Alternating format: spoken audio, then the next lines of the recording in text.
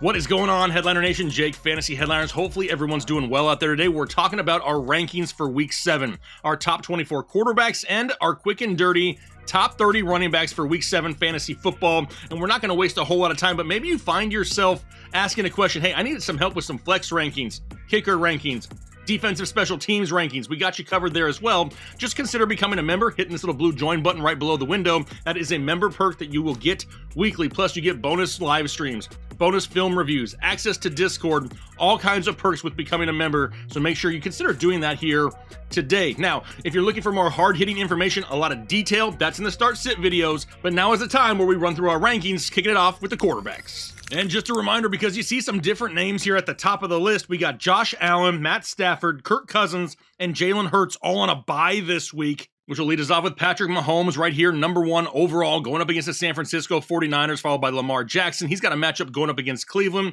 Popped up on the injury report, but it looks like a little bit more just a rest than anything else. Number 3, Joe Burrow, Joe Burr, whatever you want to call him, Joe Shiesty. He's sitting right here at number 3 with a matchup going up against Atlanta. The passing game's finally starting to get going. Number 4, Justin Herbert. Does he get Keenan Allen back this week? How about number 5, Dak Prescott in his return in a juicy matchup going up against the Detroit Lions, who just allow points in bunches to opposing quarterbacks. Number 6, Tom Brady, Tampa Bay, got a good matchup going up against Carolina, followed by Kyler Murray. Not loving Thursday night football, but with a matchup going up against New Orleans, DeAndre Hopkins is back. No Marshawn Lattimore. Got Murray at 7. 8, the return of Tua Tagovailoa. And he's going right into primetime football, Sunday night football up against the Pittsburgh Steelers, another team really battling a lot of injuries on the defensive side of things. He could really benefit from Jalen Waddle being healthy as well. Hopefully, got fingers crossed. He's sitting at 8. 9 then is going to be Aaron Rodgers going up against the Washington Commandos. Kind of struggled last week, but has been pretty consistent for the most part this year. Really need to open up that running game a little bit more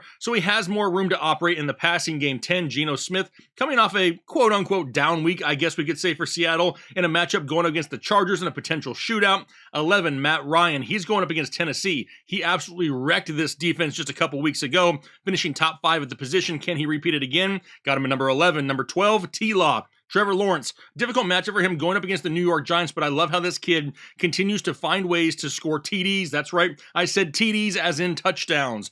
13 then is going to be Derek Carr, Las Vegas Raiders, going up against the Houston Texans, a couple of teams coming off of their bye weeks, and this offense has really somewhat struggled over the last month or so with throwing the ball consistently. They really got Josh Jacobs going on the ground before the break. I expect him to do the same. That's why I got Derek Carr dropped down a few spots to 13.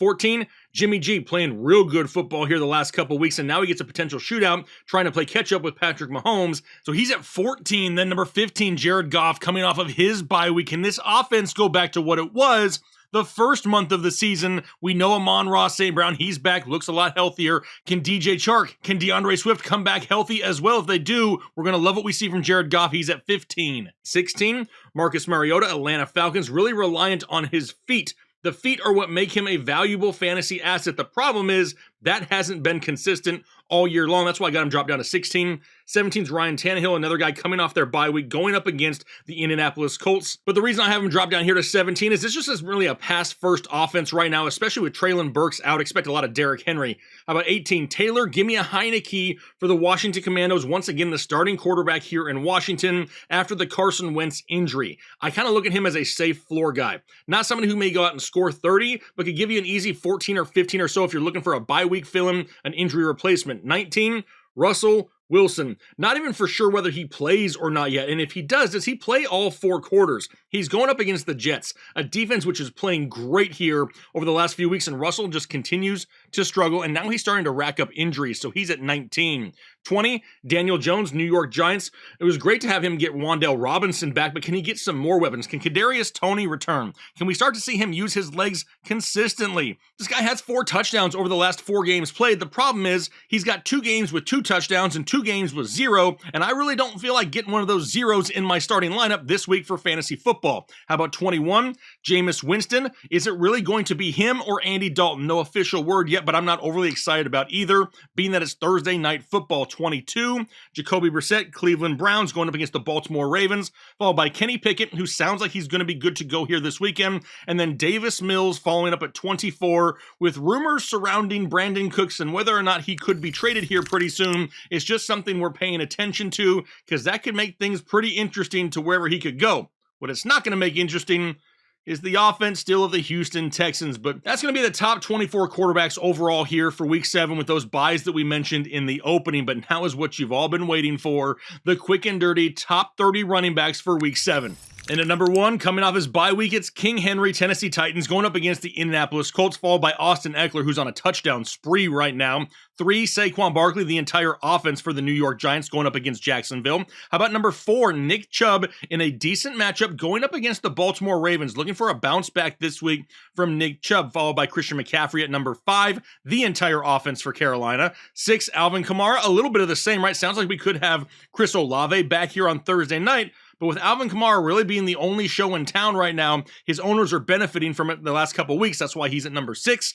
7, Leonard Fournette continues to get work in the pass-catching game, and it's making him safe every single week. Plus, he's scoring touchdowns right now, which is definitely something we're a fan of here in fantasy football. How about number 8, Josh Jacobs, coming off his bye week with a matchup here this week, going up against the Houston Texans. A lot easier to run on Houston than it is to throw on him, like Josh Jacobs got him in 8. 9, Joe Mixon, Cincinnati Bengals, a decent matchup for him going up against Atlanta. Number 10 right now is Ramondre Stevenson. Still unclear whether or not we're going to have Damian Harris this week or not. If I had to guess, I would say no. If that's the case, it's still Ramondre's season. Got him at 10. 11 is Breece Hall on an absolute tear for the New York Jets. 12, Kenneth Walker, and his sweet feet from week 6 finds himself all the way up at number 12 here this week with a matchup going up against the Los Angeles Chargers. How about 13? This is where I have Jonathan Taylor as of right now. He's back at practice with Nyheim Hines. What is this backfield going to look like going into the weekend? We're going to kind of wait and see, but right now I'm tempering expectations. Got JT at 13. 14, Aaron Jones. We mentioned it with Aaron Rodgers. Getting back to the running game, I got Aaron Jones at 14. 15 is Dameon Pierce coming off his bye week as well, with that matchup going up against Las Vegas. Followed by number 16, which is where I have DeAndre Swift as of right now. He's scheduled to come back this week, but nothing official as of yet. A very difficult matchup for him, coming off his bye week, coming off injury, going up against the Dallas Cowboys this week, though. 17 would be his opponent in that game, Zeke Elliott. A great matchup for Zeke. Everybody and their mother can run on the Lions this year, so Zeke's at 17. Then 18 is going to be Najee Harris, Pittsburgh Steelers. Really, they need these games to remain close to utilize Najee a little bit more. That's what we're hoping for, is more volume, because the efficiency isn't there. 19, this is where I have Travis Etienne, Jacksonville Jaguars, going up against the Giants. We're starting to see that big play ability of Travis Etienne more frequently, and I'm looking for the big play once again this weekend. 20 is David Montgomery. Dropped him down a few spots because you better believe at some point Khalil Herbert's probably going to be involved in this game plan and really limit the ceiling of both of these guys. 21 is Raheem Mostert of the Miami Dolphins going up against the Pittsburgh Steelers, followed by Jeff Wilson coming off a horrendous week 6. 23, Brian Robinson, Washington Commandos, going up against the Green Bay Packers. Not the worst matchup for him, but we're already hearing reports that Antonio Gibson's still going to be pretty involved in this offense. What is that going to look like? It's an absolute cluster, if you know what I'm talking about. Got Brian Robinson at 23. 24 is Eno Benjamin off the injury report, ready for Thursday Night Football. 25 is where I have Tony Pollard. Like I said with Zeke, a great matchup going up against Detroit, so Pollard's finding himself right here inside the top 25 at number 25. 26 is where we have CEH. He continues to fall down the rankings because right now he's just not finding the end zone. He's going up against San Francisco. 27, I have Melvin Gordon here. And people may be saying, is it Melvin? Is it Latavius? Reports coming out that Melvin Gordon is going to start this upcoming week against the New York Jets. Does that mean he's going to lead the team in touches? No, but at this point of the rankings, he may be somewhat worth the risk in hopes for the potential upside of finding the end zone. 28 is James Robinson. Him and Travis Etienne going opposite directions, right? Etienne trending up, J-Rob trending down. 29, Jamal Williams of the Detroit Lions. This guy carried a lot of people before the bye week, but don't forget, he was still a part of this offense before the DeAndre Swift injury. He was still a guy getting goal line touches and right around 12 to 13 touches a game as well, so he's sitting right here at 29. And then 30, A.J. Dillon, Green Bay Packers. Another guy continuing to fall down the rankings, but if they're going to get the run game going in Green Bay, A.J. Dillon's going to have to be a part of it.